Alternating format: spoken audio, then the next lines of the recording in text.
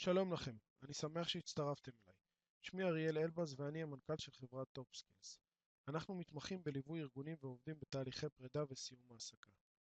לפני כחודש שמעתי את יוני סער, מנכ"ל חברת פרו-מרקט, העוסקת בתחום של מיתוג, מדגיש את האחריות של אנשי משאבי אנוש למיתוג הארגון כלפי עובדיו. מקווה שתהנו, אריאל.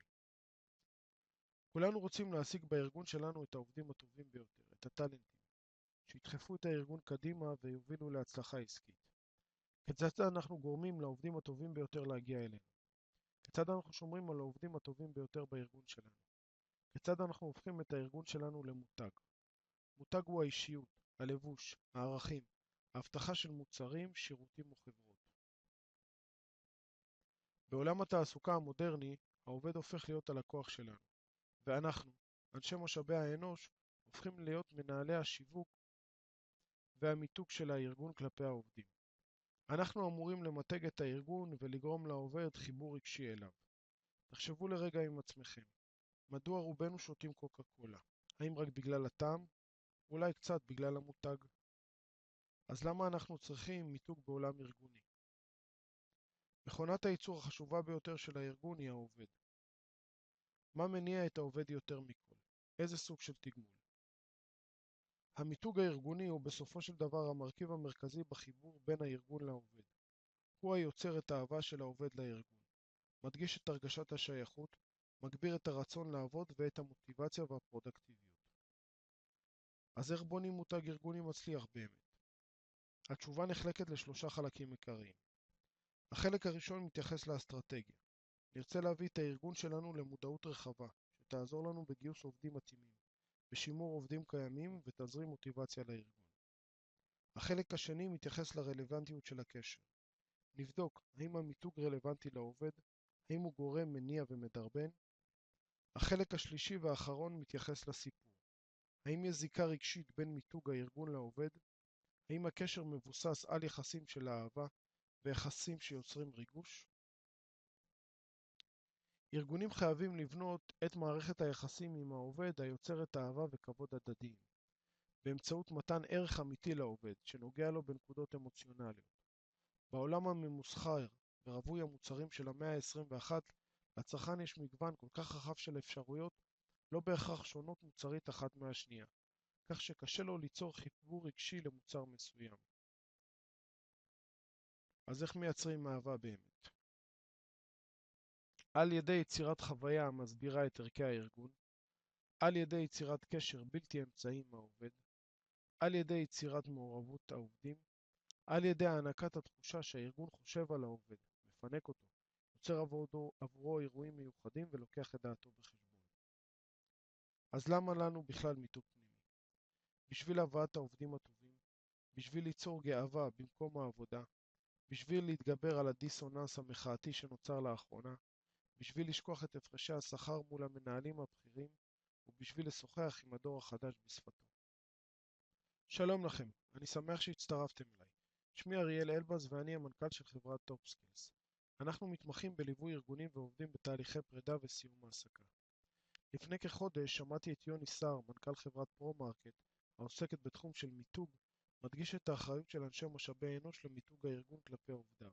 מקווה שתהנו, אריאל. כולנו רוצים להשיג בארגון שלנו את העובדים הטובים ביותר, את הטאלנטים, שידחפו את הארגון קדימה ויובילו להצלחה עסקית. כיצד אנחנו גורמים לעובדים הטובים ביותר להגיע אלינו? כיצד אנחנו שומרים על העובדים הטובים ביותר בארגון שלנו? כיצד אנחנו הופכים את הארגון שלנו למותג? מותג הוא האישיות, הלבוש, הערכים, ההבטחה של מוצרים, שירותים או חברות.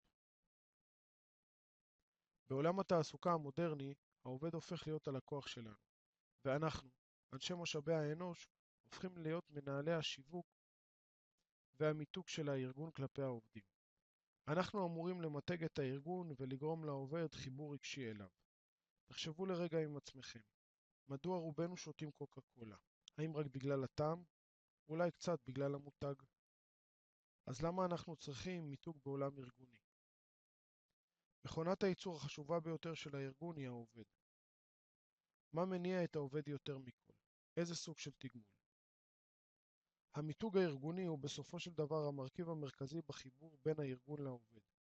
הוא היוצר את האהבה של העובד לארגון, מדגיש את הרגשת השייכות, מגביר את הרצון לעבוד ואת המוטיבציה והפרודקטיביות. אז איך בונים מותג ארגוני מצליח באמת? התשובה נחלקת לשלושה חלקים עיקריים. החלק הראשון מתייחס לאסטרטגיה. נרצה להביא את הארגון שלנו למודעות רחבה, שתעזור לנו בגיוס עובדים מתאימים, בשימור עובדים קיימים ותזרים מוטיבציה לארגון. החלק השני מתייחס לרלוונטיות של הקשר. נבדוק האם המיתוג רלוונטי לעובד, האם הוא גורם מניע ומדרבן. החלק השלישי והאחרון מתייחס לסיפור. האם יש זיקה רגשית בין מיתוג הארגון לעובד? האם הקשר מבוסס על יחסים של אהבה ויחסים שיוצרים ריגוש? ארגונים חייבים לבנות את מערכת היחסים עם העובד היוצרת אהבה וכבוד הדדיים, באמצעות מתן ערך אמיתי לעובד, שנוגע לו בנקודות אמוציונליות. בעולם הממוסחר ורווי המוצרים של המאה ה-21, לצרכן יש מגוון כל כך רחב של אפשרויות, לא בהכרח שונות מוצרית אחת מהשנייה, כך שקשה לו ליצור חיבור רגשי למוצר מסוים. אז איך מייצרים אהבה באמת? על ידי יצירת חוויה המסבירה את ערכי הארגון, על ידי יצירת קשר בלתי אמצעי עם העובד, על ידי יצירת מעורבות העובדים, על ידי הענקת התחושה שהארגון חושב על העובד, מפנק אותו, יוצר עבורו אירועים מיוחדים ולוקח את דעתו בחשבון. אז למה לנו בכלל מיתוג פנימי? בשביל הבאת העובדים הטובים, בשביל ליצור גאווה במקום העבודה, בשביל להתגבר על הדיסוננס המחאתי שנוצר לאחרונה, בשביל לשכוח את הפרשי השכר מול המנהלים הבכירים, ובשביל לשוחח עם הדור החדש בשפתו. שלום לכם, אני שמח שהצטרפתם אליי. שמי אריאל אלבז ואני המנכ"ל של חברת טופ סקילס. אנחנו מתמחים בליווי ארגונים ועובדים בתהליכי פרידה וסיום העסקה. לפני כחודש שמעתי את יוני סער, מנכ"ל חברת פרו-מרקט, העוסקת בתחום של מיתוג, מדגיש את האחריות של אנשי משאבי אנוש למיתוג הארגון כלפי עובדיו. מקווה שתהנו, אריאל. כולנו רוצים להשיג בארגון שלנו את העובדים הטובים ביותר, את הטלנטים, שידחפו את הארגון קדימה ויובילו להצלחה עסקית. כיצד אנחנו גורמים לעובדים הטובים ביותר להגיע אלינו? כיצד אנחנו שומרים על העובדים הטובים ביותר בארגון שלנו? כיצד אנחנו הופכים את הארגון שלנו למותג? מותג הוא האישיות, הלבוש, הערכים, ההבטחה של מוצרים, שירותים או חברות. בעולם התעסוקה המודרני, העובד הופך להיות הלקוח שלנו, ואנחנו, אנשי משאבי האנוש, הופכים להיות מנהלי השיווק והמיתוג של הארגון כלפי העובדים. אנחנו אמורים למתג את הארגון ולגרום לעובד חיבור רגשי אליו. תחשבו לרגע עם עצמכם, מדוע רובנו שותים קוקה קולה? האם רק בגלל הטעם? אולי קצת בגלל המותג? אז למה אנחנו צריכים מיתוג בעולם ארגוני? מכונת הייצור החשובה ביותר של הארגון היא העובד. מה מניע את העובד יותר מכל? איזה סוג של תגמול? המיתוג הארגוני הוא בסופו של דבר המרכיב המרכזי בחיבור בין הארגון לעובד. הוא היוצר את האהבה של העובד לארגון, מדגיש את הרגשת השייכות, מגביר את הרצון לעבוד ואת המוטיבציה והפרודקטיביות. אז איך בונים מותג ארגוני מצליח באמת? התשובה נחלקת לשלושה חלקים עיקריים. החלק הראשון מתייחס לאסטרטגיה. נרצה להביא את הארגון שלנו למודעות רחבה, שתעזור לנו בגיוס עובדים מתאימים, בשימור עובדים קיימים ותזרים מוטיבציה לארגון. החלק השני מתייחס לרלוונטיות של הקשר. נבדוק האם המיתוג רלוונטי לעובד, האם הוא גורם מניע ומדרבן. החלק השלישי והאחרון מתייחס לסיפור. האם יש זיקה רגשית בין מיתוג הארגון לעובד? האם הקשר מבוסס על יחסים של אהבה ויחסים שיוצרים ריגוש? ארגונים חייבים לבנות את מערכת היחסים עם העובד היוצרת אהבה וכבוד הדדיים, באמצעות מתן ערך אמיתי לעובד, שנוגע לו בנקודות אמוציונליות. בעולם הממוסחר ורווי המוצרים של המאה ה-21, לצרכן יש מגוון כל כך רחב של אפשרויות, לא בהכרח שונות מוצרית אחת מהשנייה, כך שקשה לו ליצור חיבור רגשי למוצר מסוים. אז איך מייצרים אהבה באמת? על ידי יצירת חוויה המסבירה את ערכי הארגון, על ידי יצירת קשר בלתי אמצעי עם העובד, על ידי יצירת מעורבות העובדים, על ידי הענקת התחושה שהארגון חושב על העובד, מפנק אותו, יוצר עבורו אירועים מיוחדים ולוקח את דעתו בחשבון. אז למה לנו בכלל מיתוג פנימי?